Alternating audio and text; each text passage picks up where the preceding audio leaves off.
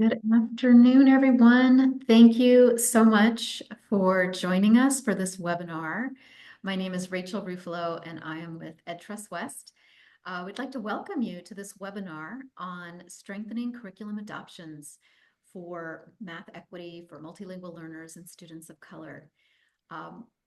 As we wait for more folks to join us, we'd love for you to introduce yourself and to answer the prompt. Let me put this in the chat. What do you hope to learn from this webinar to support curriculum adoption efforts in your context? So I am great to see people. So I'll drop in the question in our chat.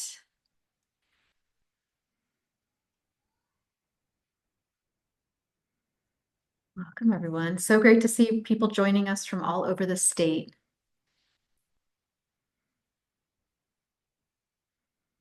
All right, let's see. I hope to gain new insights. I hope to learn what features to share with stakeholders. Winnowing tools, yes. Supports for publishers. Awesome. All right. Well, folks, continue to drop in what you're hoping to learn in today's webinar.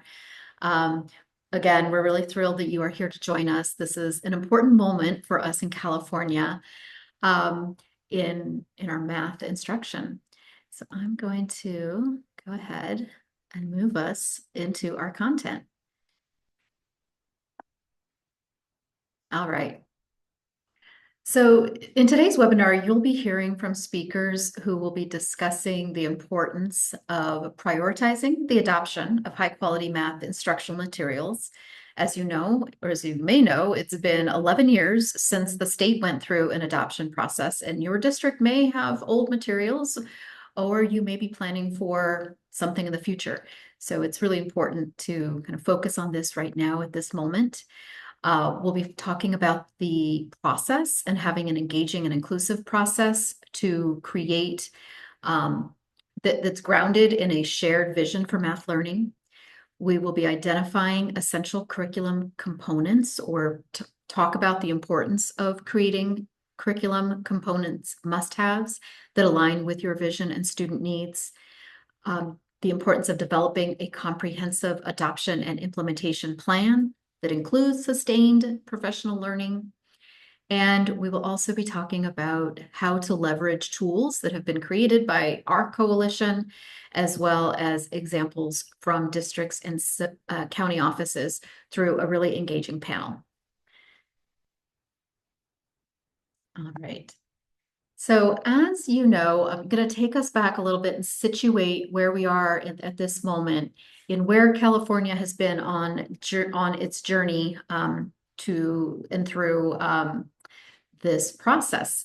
So more than 5 years ago, the State Board of Education and our Department of Education launched the adoption or the revision of our math framework. And a few years later, a math framework was approved in July of 2023. And I've been kind of calling this moment California's bold new vision for math equity. This framework that was approved in 2023 has really prioritized the importance of math being engaging, being relevant, and equitable so that all students see themselves as math people and that all students are able to engage and excel in grade level math.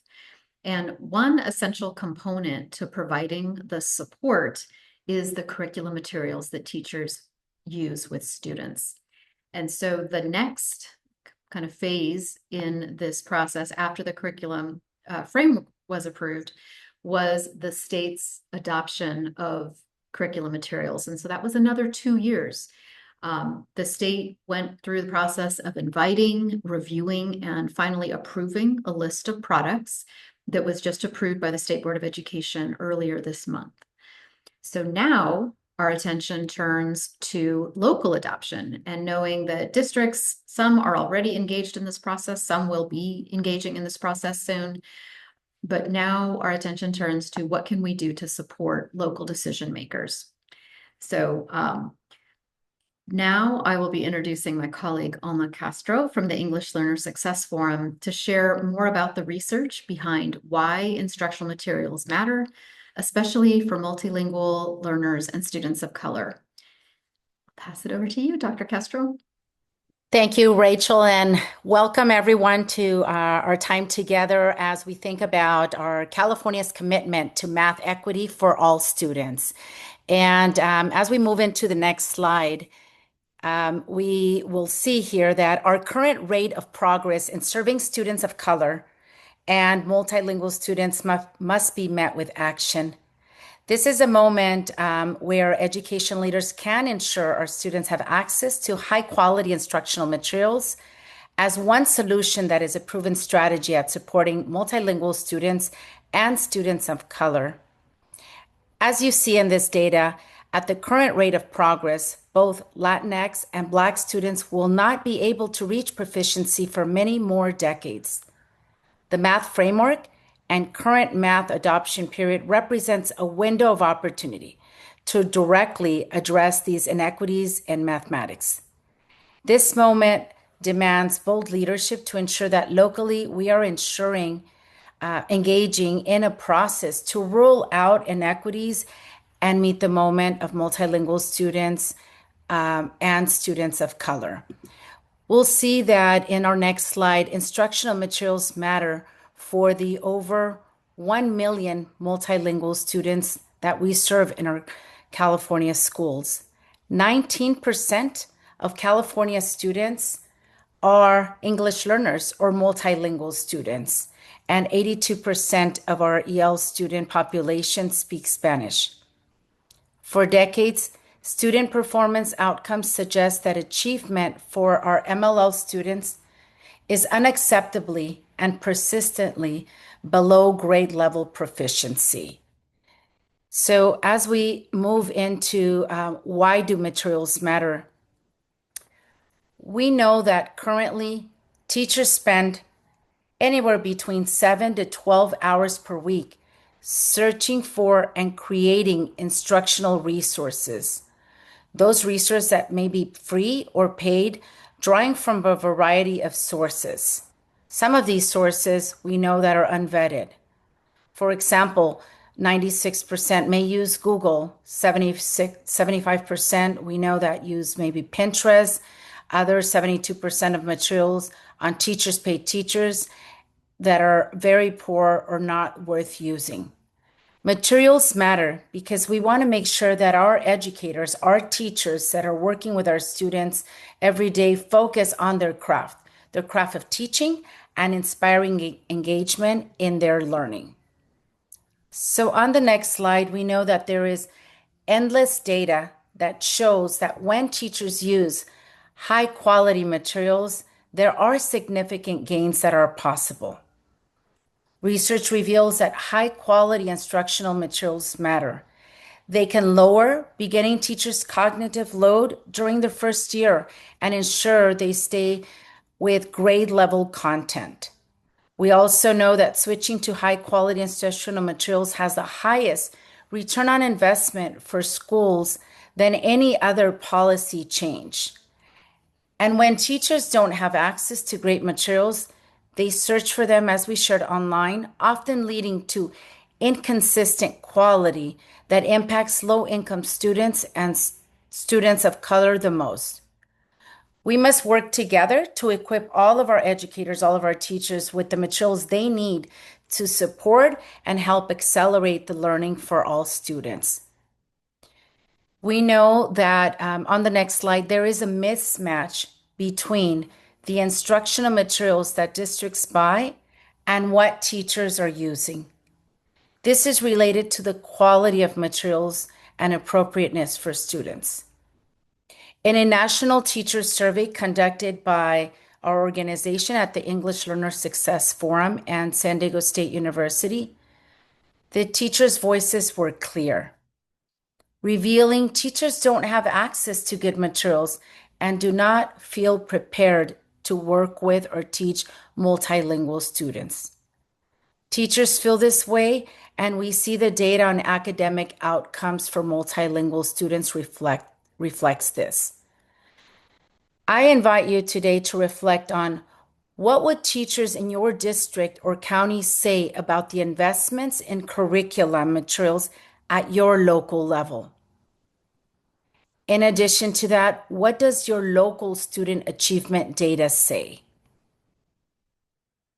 And in closing, teachers and systems, if we can move to the next slide, teachers and systems spend significant time and resources searching for materials online and creating their own, again, resulting in inconsistent student outcome. Today's opportunity is a call to action. We invite you to lean into this moment and work within your local settings to develop a robust district process that narrows that list that we're going to be sharing with you today and align to instructional priorities, to instructional data, ensuring the needs of multilingual students and students of color are fully addressed. And now it's my honor to welcome Allison, who's going to be our moderator for today's panel. Welcome, Allison. Thank you, Alma. Hi, everyone. I just wanted to introduce you to our distinguished panelists. So we have three panelists who will be joining today.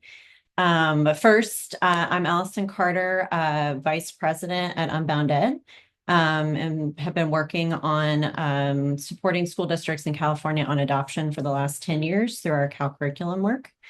Our first panelist is Francisco. Francisco, do you want to give us your org and title and your relationship to the California Math Instructional Materials adoption work? Thanks, Allison, and good afternoon, everyone. Thank you for joining. My name is Francisco Villegas, and I currently serve as the Chief Academic Officer at the Partnership for Los Angeles Schools. And I have been supporting the adoption and implementation of high-quality instructional materials for the past 12 years. Thank you, Francisco. Next is Allison.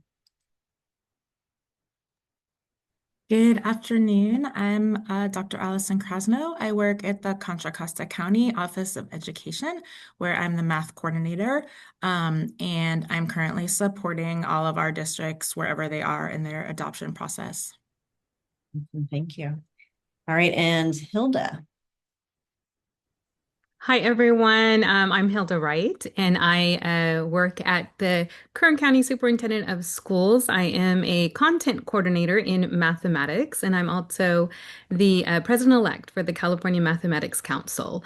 And we are deep into the adoption process with many of our districts right now, as far as the work that we've been doing. But similar to Francisco, I feel like this is ongoing. This has been going on since we adopted our last standards. So yeah, happy to be here.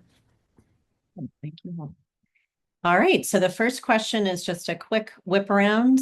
So now that the list has been officially released, what is your one sentence headline for what leaders should be thinking about right now? And anyone can start. I'll kick us off. I'd say adopting high quality math materials isn't just about choosing textbooks anymore. It's about transforming the daily learning students' experience in classrooms every day. And when we pair strong adoption with strong implementation systems, it's one of the most reliable ways to build instructional coherence at scale. Thanks. Allison. Sure, I can go next. I would say what you pay attention to will grow. And similar to what Francisco said, that just aligning your district vision to a multi-year professional learning plan is just such a critical part of the adoption process, because to have teachers feel confident and skilled and successful in using those materials requires like a real vision and visionary plan for many years beyond the year that you adopt. Hilda. One sentence. I'll do my best, but as we're thinking about curriculum, I didn't prepare a sentence, so give me a second. But I think that what keeps coming back to me is um, thinking of how our materials can be equitable and engaging for everyone involved, including our communities and our families and our teachers, students, and all those involved. So just equitable and engagement. Those are the words that are coming to my mind. Great. That's excellent. Okay, so for the first official questions, so first focus area is around comprehensive and inclusive processes that get to a shared math instructional vision and ensures equity for multilingual learners and students of color. So the first question, I believe we're going to start with Allison. So based on your experiences supporting or collaborating with California districts, what is the current landscape? Where are districts in their adoption journeys? Yeah, so I work in the Contra Costa County Office of Ed, and of our districts, we're really all over the map, and we might be just reflective of the entire state, I would imagine. But we have several districts that actually adopted last year before the approved list came out. So they're in year one of implementation. We have another large group of districts who are going through an adoption process now. We just held our math curriculum fair last week. We have a large group of districts that are planning on narrowing their options in the next month or two and piloting in second semester to be ready for a school board vote to adopt this spring. And then next year would be their first year of implementation. And then we have another set of districts who are kind of beginning to look at materials now, beginning to create a math vision and professional learning plan now, but they're not planning to adopt till next fall. And then, or pilot next fall, and then go through that adoption process next year. So we're really kind of split between all those phases right now, and as a county office, supporting everyone wherever they are in that process. Great. And Hilda. Yes, thank you. Very similar to Allison, we have over 40 districts in our county. And right now, I feel like landscape's very similar to Allison. We have very few who actually have adopted. Most of our districts that we've at least had communication with are waiting till next year, a good chunk of them. This year, however, we are holding our leadership network, which is focusing on the framework and adoption. So a lot of the feedback we're getting is they really want to build their capacity around the new framework, high quality instructional materials, so that they can put a better lens on as when they're looking at the curriculum. Because there's a little bit of nervousness, right? Like we don't want to repeat certain things that we've done in the past. So a lot of building understanding, building capacity, but also knowing that similar to Allison, they are in different places and different journeys right now. I'll just say that as someone who works across the state, that is true everywhere across the state. All right, the next question goes to Hilda.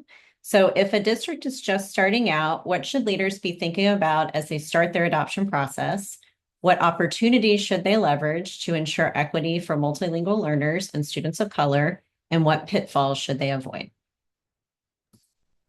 Perfect. Let's see if I can remember all of those questions. I think there needs to be a plan, right? So I think one of those first things we need to do is really think about the whole thing from choosing those committees to implementation, what professional learning will look like after. So we really need to think about that plan and not leave anything out, knowing that we may make adjustments here and there based off of certain things, but really being mindful of what that plan is going to be. I've heard vision a couple times.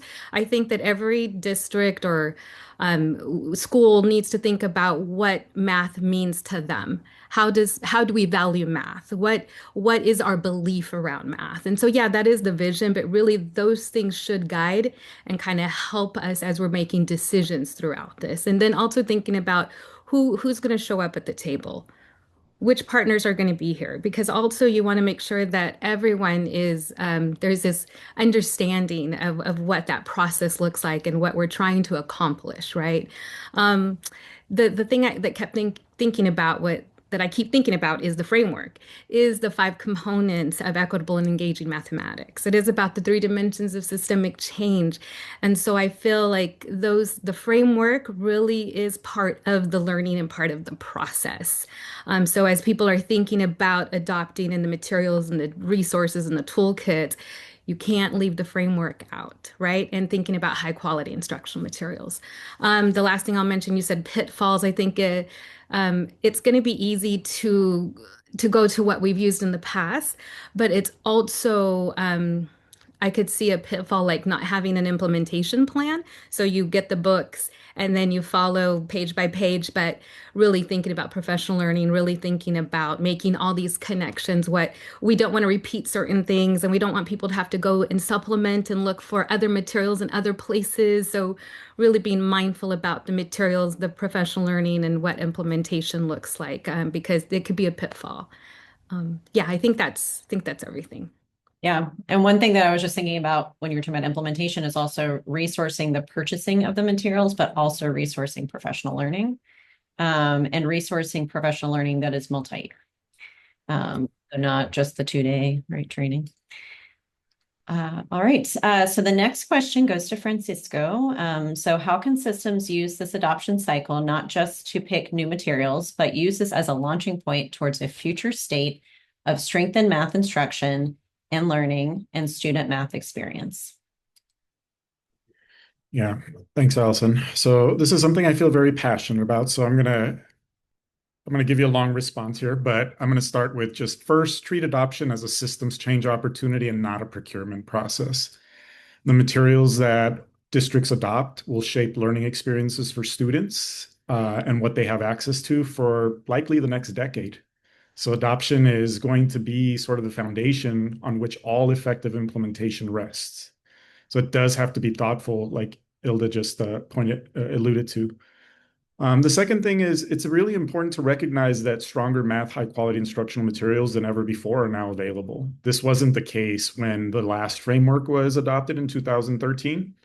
So we're in a moment where the highest quality math, high quality instructional materials are deeply aligned to research, student thinking, multilingual learner supports are embedded directly into the design. They're not just add-ons. So it's a huge opportunity to elevate math instruction and learning district-wide across your system. But you have to know what you're looking for because not all the materials that are on the state list are designed to meet the needs of all students in California. That's just the truth. The third thing I'd say is start by understanding your current reality. Get a really clear picture of what instruction looks like across classrooms today. How well does it align with that vision that you have for math teaching and learning, and where are the gaps? Doing this is going to allow your system to use the adoption as a lever to close those gaps and not just to swap out the old materials with new materials, right?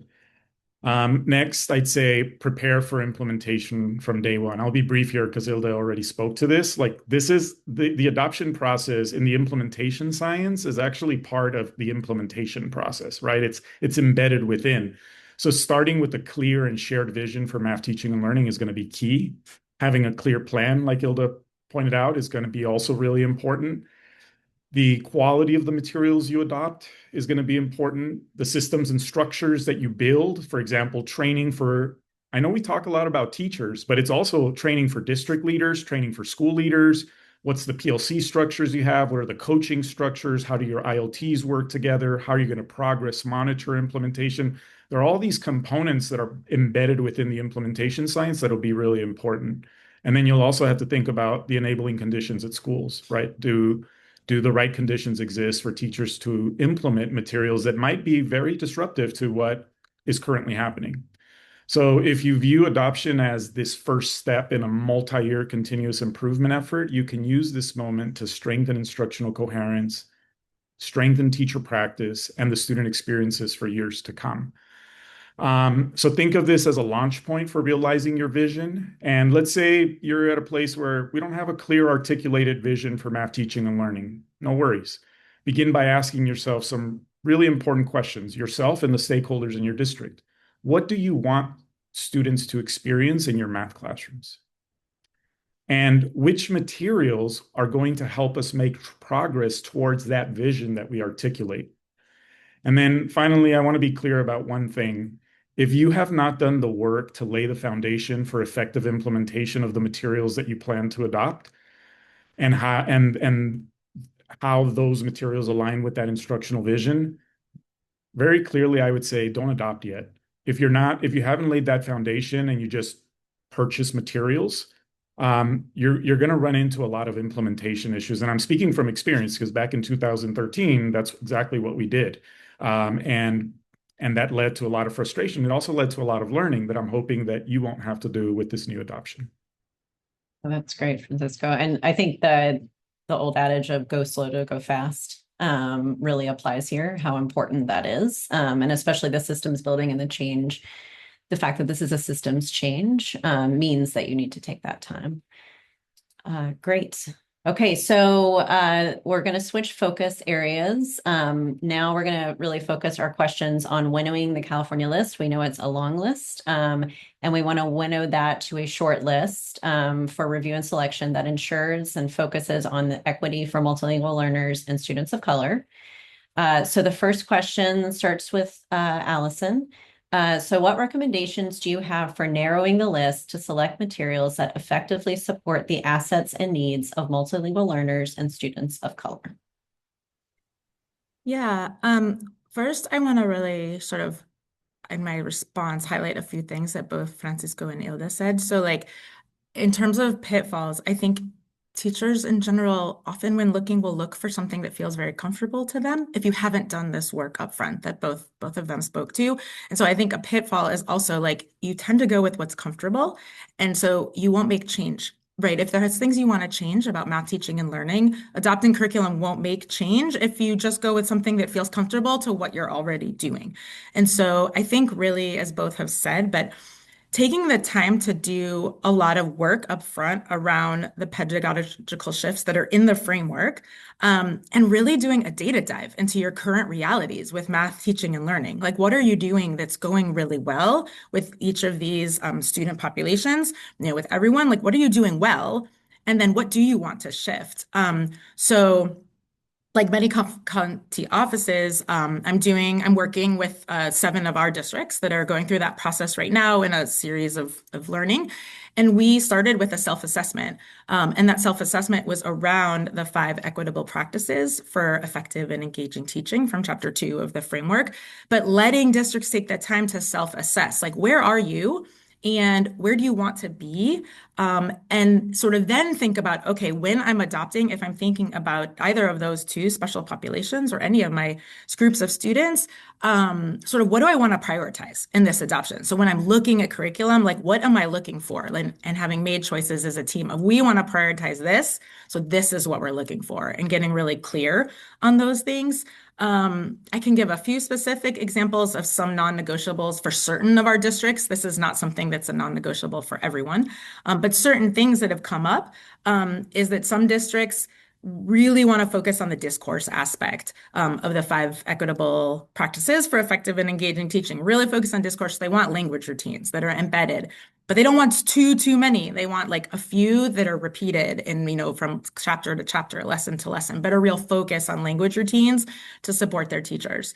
Another district, one of their non-negotiables is they want text to speech to be embedded in all technological components of the lesson, so that students who have a lower reading level, students who don't speak English well and might hear it better than they read it, have options of just how to access the language. And I think, and then also other districts are really looking for how they can create walkthrough tools for administrators. I know Francisco mentioned that, like district leaders, they want walkthrough tools that they'll develop that are aligned with the kinds of things that they want their curriculum to bring. So I would say those are like a few specific examples of the kind of work that we're doing to support districts in thinking about both those student populations. Great. Hilda. I have similar thoughts as Allison, so I won't repeat them. She stated them so beautifully, but I think it's because we have very similar roles, right? Supporting districts at the county level.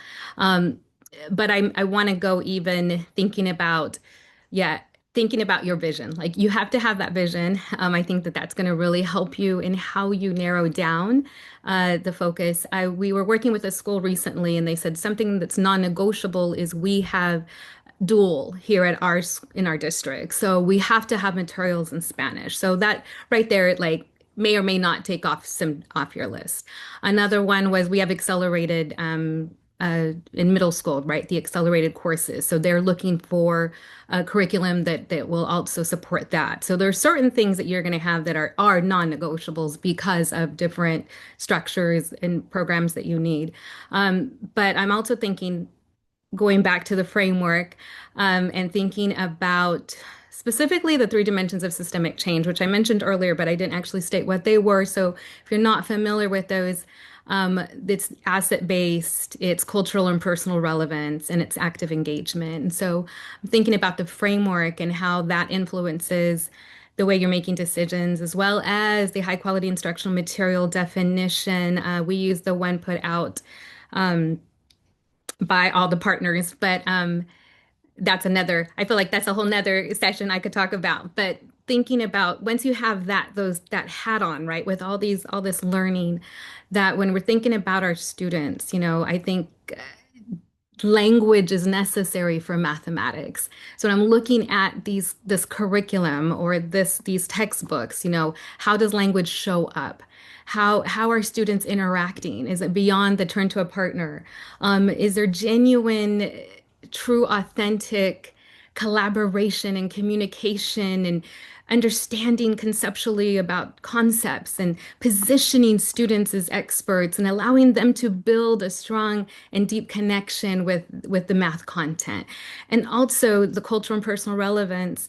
Thinking about when I'm looking at textbooks, I want to see my kids in these books. I want to make sure they can connect to the stories or the learning, and not just for a second, but throughout the learning, right? Because you might see a launch here and there to try to connect, but how do you use um, these beautiful lived experiences, funds of knowledge, or just what students bring with them and embed it and elevate it in the learning? So yes, language routines are important. ELD standards, our objectives are important, but how do they show up?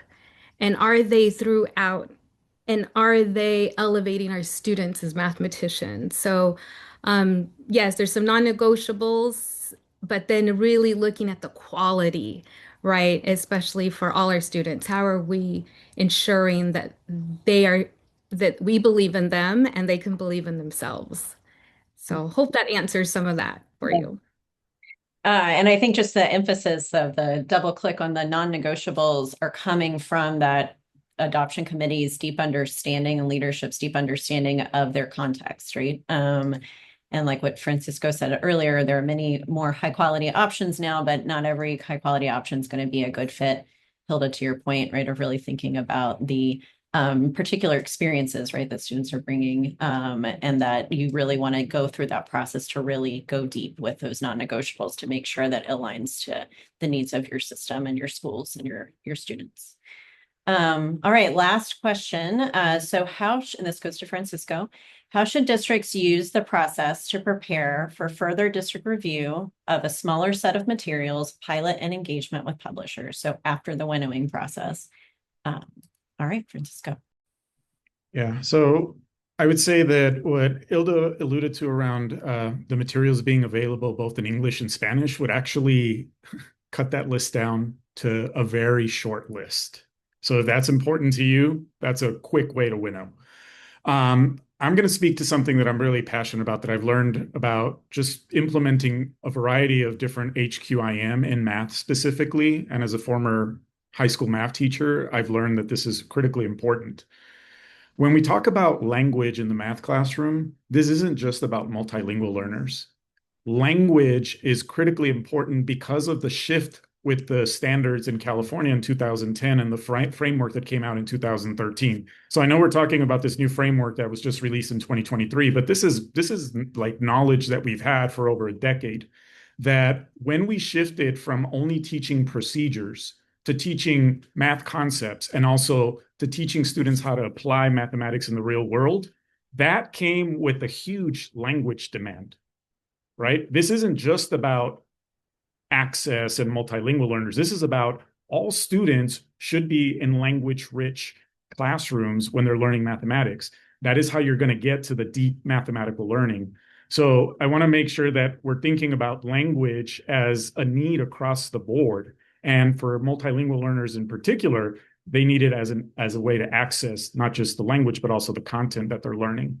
I usually go back to something that I learned from a professor at Stanford around language. And he said, like, he asked me these three questions. How will students use language to engage with the content? How will students use language to engage with each other? And how will students use language to produce an output?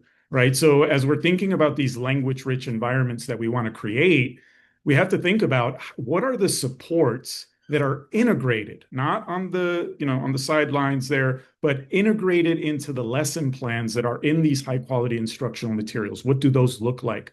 How do they help our teachers make the pivots, the shifts to creating those language-rich environments? Because this isn't just about language. This is also about like learning mathematics at deep levels. So that's one thing to really pay attention to. Do the lesson plans in these high quality instructional materials have both content learning objectives and language learning objectives? Sometimes the lessons do, but then when you look at the assessments are not assessing for content and language. So guess what teachers are going to do? They're going to skip the part that's not in the assessment, right? That's just naturally what they do, what we do as teachers. So that's really important to think about.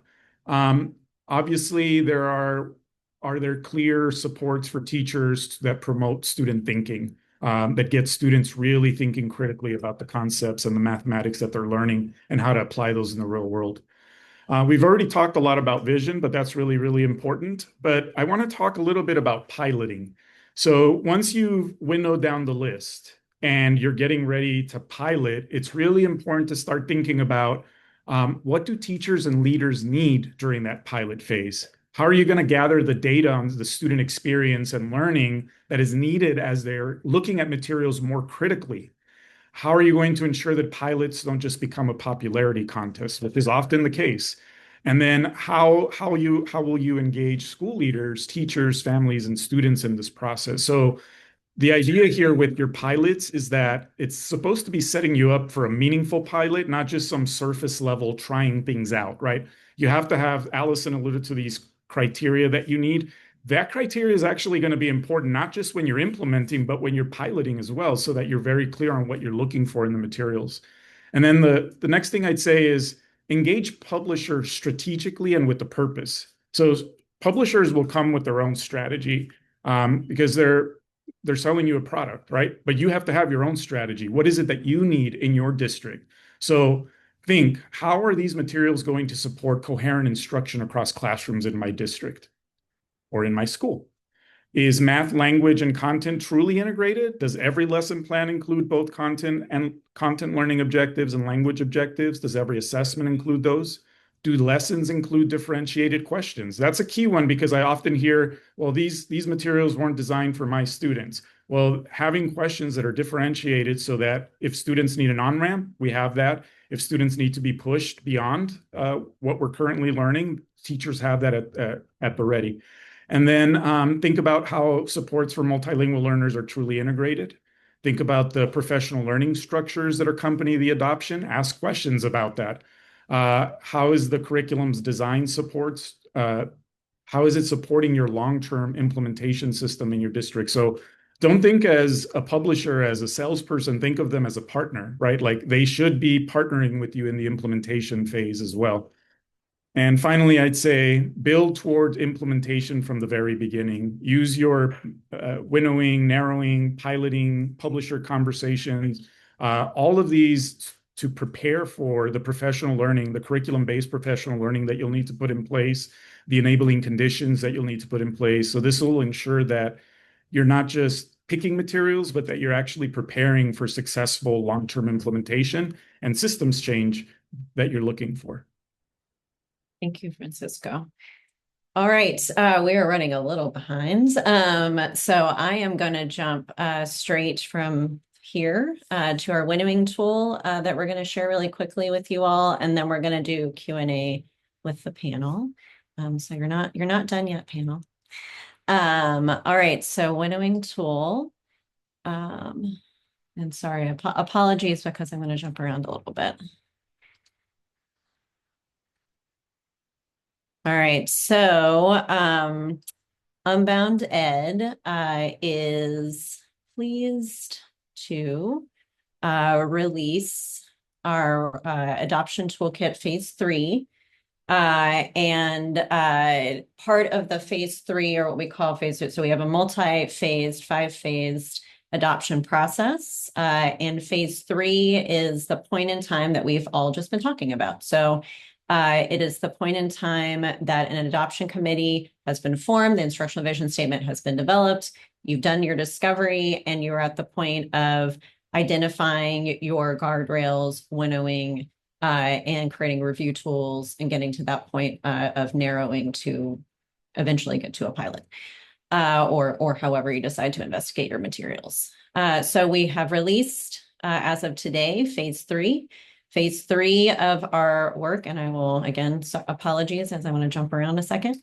This is our phase 3. This is a PDF. I'm going to put in the chat in a second a link to where you can access this document.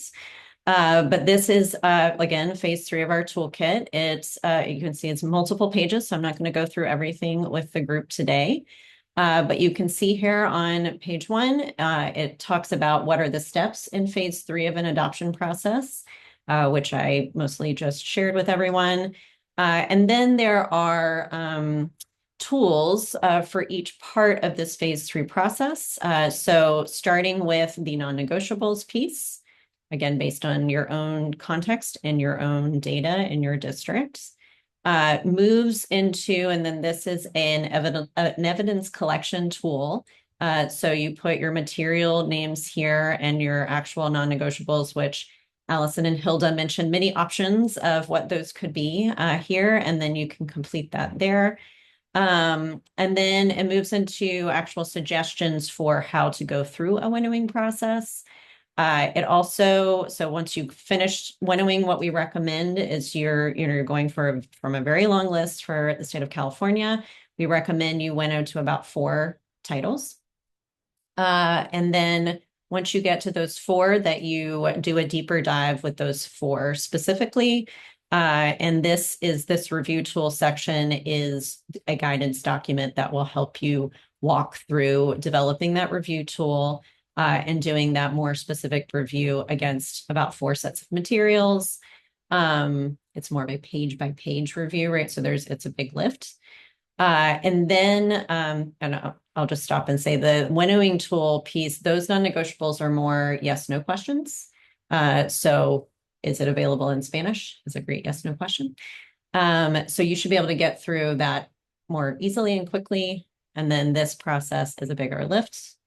And then you get to that point where you have ideally 2 sets of materials. And Francisco was just talking about the piloting process that you can investigate further and could involve a pilot or otherwise. This is also a good way to think about how to engage your publisher partners because you will know from your discovery, from your setting your guardrails, from your investigation, exactly what criteria is important to you, what your priorities are, and then you can craft questions and inquiries with the potential publishers based on your discovery, based on the work you've done through the winnowing and review process. All right, so again, I'm going to navigate back to the deck. All right, so I think I covered everything. We are going to release a slightly more, even deeper dive into the winnowing work this week, actually. So we will make sure this group gets that information as soon as it is released. And then one last piece, and this is a little bit later, so maybe for some of those districts that Hilda and Allison were talking about earlier, who are doing multi-year processes or who are waiting till next year or other years to adopt, we will have 2 tools that are coming out in late February. We were at MVPs, minimum viable products, that will be coming out at the end of February. One is called the List Hub. It will be on our CalCurriculum site, and will actually provide the data. So it won't just be the tool. It will actually provide whether or not the materials are available in Spanish, right? Like that will actually be listed. against the entire California math list. And then the other piece, the other tool that will be coming out in late February is called Between the Grades. And that will be more of the review tool, more of the comparison across high quality standards aligned materials. So that is to come. And I think that is it. So I will move on. And I see my colleagues have already put the toolkit, and thank you, Morgan, into the chat. Okay. All right. Now it's time for Q&A. My panel friends can rejoin me.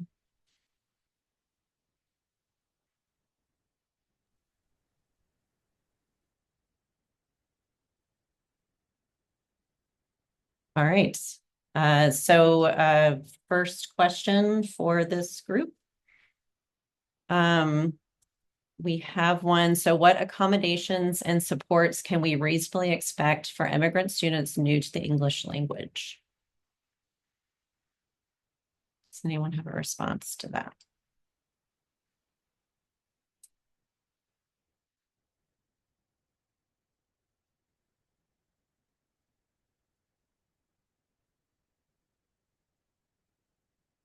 No. I mean, I can jump in a little bit. I can't speak on behalf of what to expect in all the various curriculum companies, but like I said, one of our districts, they decided that they want text to speech to be embedded for their elementary school students in that curriculum. Not to say that they're going to do every lesson using computers, but they wanted that as an option. And so that's an example. Some are doing that, some are not. That might not be what every district is interested in, but that would be an example of something. I think often high school students whose English level is very low have developed, or in collaboration with friends and teachers, sort of have ways to access the English that elementary school teachers, sorry, not teachers, that elementary school students don't necessarily have. So I think it also depends what grade levels like you're thinking of, elementary versus middle versus high school. High school students tend to be a lot more independent in terms of how they access materials when they don't understand the English. So I think it depends a little bit. That's my off the cuff answer, I guess. There's another question here about working across districts, which I think is really interesting because there's a lot of work I know happening across counties and across districts in counties and all over the state. So the question is, how much of this process must be done at a district level and what could be done collaboratively across districts? Has anyone tried working together across districts?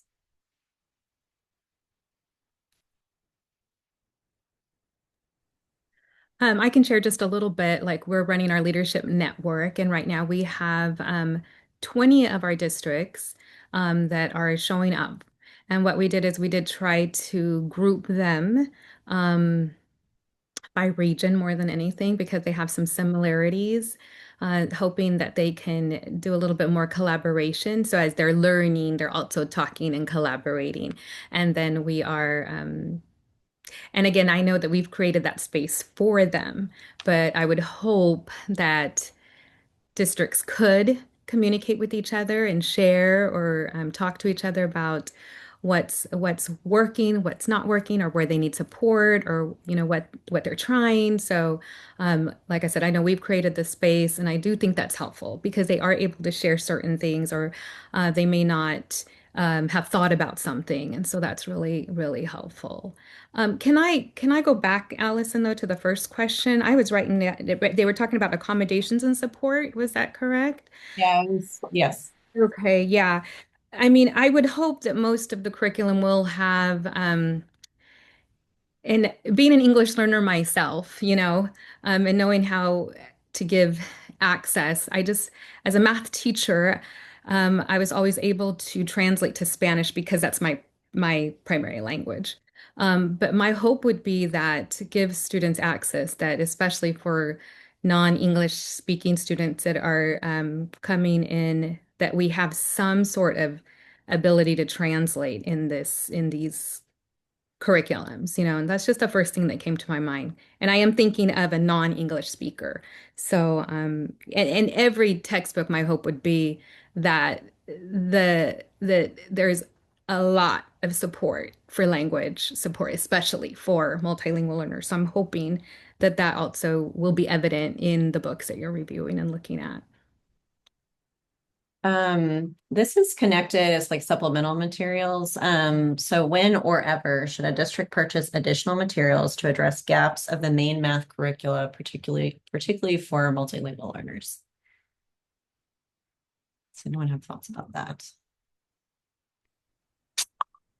I can start on that one. I'm super curious what the other panelists have to say too. I mean, I think that the adoption, the new framework and the development of all these new curriculum, of which there are many, many, many, and then this adoption process kind of affords districts the opportunity to say, what would it look like if I didn't? What would I adopt if I didn't pull all these other things, right? If I didn't use this tool for this and that tool for that and that tool for that and that tool for that. And I think my challenge to districts, and if I were a director of curriculum instruction in a district right now, it would be my challenge to myself, is can I find a curriculum that provides what I'm getting from these like 7 other tools that we spend money on? Because they're very expensive and often they're used by a smaller subset of teachers, right? Like not everybody is using them. And in this school, the principal loves this tool. And so they're buying and spending on that. But in this other school, they're using something really different. And then it makes it also really hard to know how effective your curriculum that you've adopted is when you have like 7 other things, but they're all happening in a little pocket. So my challenge would be, I don't feel like I could answer that question, like when should you or when shouldn't you, as much as to say like, can you identify what are all the things you hope to get out of this adoption process? And can you identify curriculum that will provide that for you? So that you don't have to spend all this money every which way. And then I wonder, and I understand that money comes from different pots, but that like if you weren't spending money as a district on 7 different tools in addition to your curriculum, are you able to really hone in on your professional learning? Do you have more money for that? Again, I know money comes from different pots, but like, could you then really, really spend the time on getting what you need out of your curriculum if you've identified that those things you need are in there? Because so often, especially a lot of these new curriculum have so many things going on and teachers are only using a fraction of what's in there. And so what would year 1 implementation look like with this curriculum? And what do we hope year 5 looks like with this curriculum? And how do we grow the depth at which we use this curriculum would probably be my lens instead of how do I supplement with other tools? I'll just really quickly say when we do implementation, we say that that materials, the first year especially, the materials should be implemented as designed. No materials are perfect. Figure out where the gaps are. But after you've tried to implement it as it was designed, right? So don't try to start supplementing before you've even started to roll out those materials.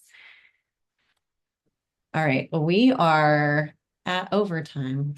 So I will stop there. We do have many more questions coming in. So I know we're gonna try to answer those and send responses even after the fact.